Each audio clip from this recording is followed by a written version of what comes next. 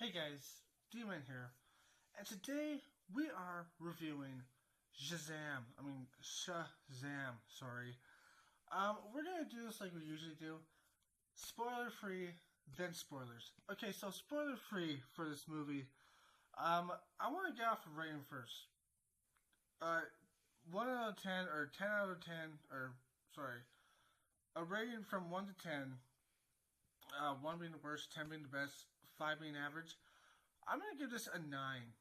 Yeah, it's a 9. It's the best. It's the best DC movie we've had. Don't get me wrong. I've enjoyed a lot of DC movies. But they're nothing compared to this. This is the best one that I've seen so far, and it's pretty goddamn awesome, I gotta say. So this one deserves a 9. I say watch this one. Go watch this in theaters like right now. If you haven't watched it yet, go watch this. Okay, so without spoiling this, it's great. It's fantastic. The characters are funny. They're funny, but it's serious at times. It's just a fantastic thing. I can't talk about it much without spoiling it. But let's just say they have a lot of references in there, and they have a good story. And it seems like it leaves a lot of room for a better story and some improvement, obviously. But it has some room for a good story in there as well, like a way better story. But so far, it's really good, and it brings back some throwbacks, which is pretty cool too. So it's a really good movie.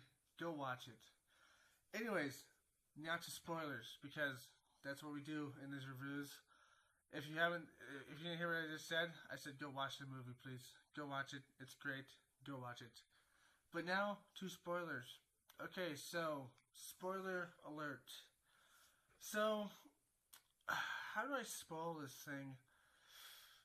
Okay, so let's start off with the plot. Basically, it all starts off with this kid who goes to the Shazam place, or the Stone of Eternity, I think it's called. He goes there. They reject him because he's not pure of heart. Eventually, he gets back there, steals the Eye of the Sins or something like that, I think. Or like an Eye of the Sins or a Stone of the Sins.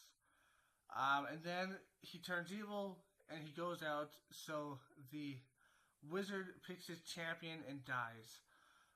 And then dies after. And then Billy Mays, not Billy Mays, is whatever. Billy is Shazam now. So he goes on to make a fool of himself, kind of, but then to become like a superhero for profit, because that's just what they do, I guess, because they want profit.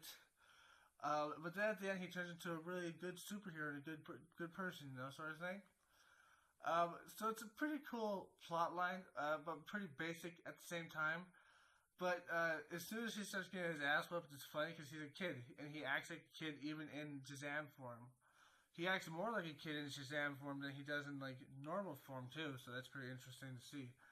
But it's it's interesting and it's funny. It's just interesting and funny,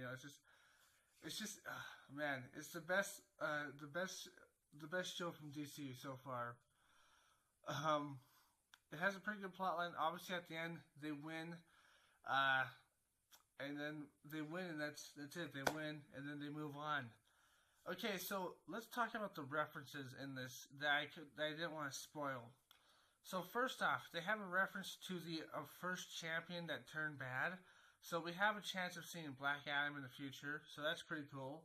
I think that's his name, right? Black Adam? Yeah, I'm pretty sure that's his name. So we have a chance of seeing Black Adam because we know Black Adam's a character who is evil, and he also has Shazam's powers, which could mean like in the sequel to this, which I'm pretty sure they're gonna make because this thing was freaking awesome. They might have Black Adam in there. That's pretty awesome to see. That's pretty awesome to think about. And then we have a lot of like superhero references and stuff like that. We have a cameo from Superman, kind of. We see Superman's costume. Where the hell is he the whole movie? I don't know. That's the thing that happens in all superhero movies, Marvel or DC. Is if it's a single like standalone movie, the superheroes are usually nowhere to be found because we have to focus on this one character. So yeah, that's the thing that just happens. But we do get a little cameo from him, sort of. We get the Shazam family.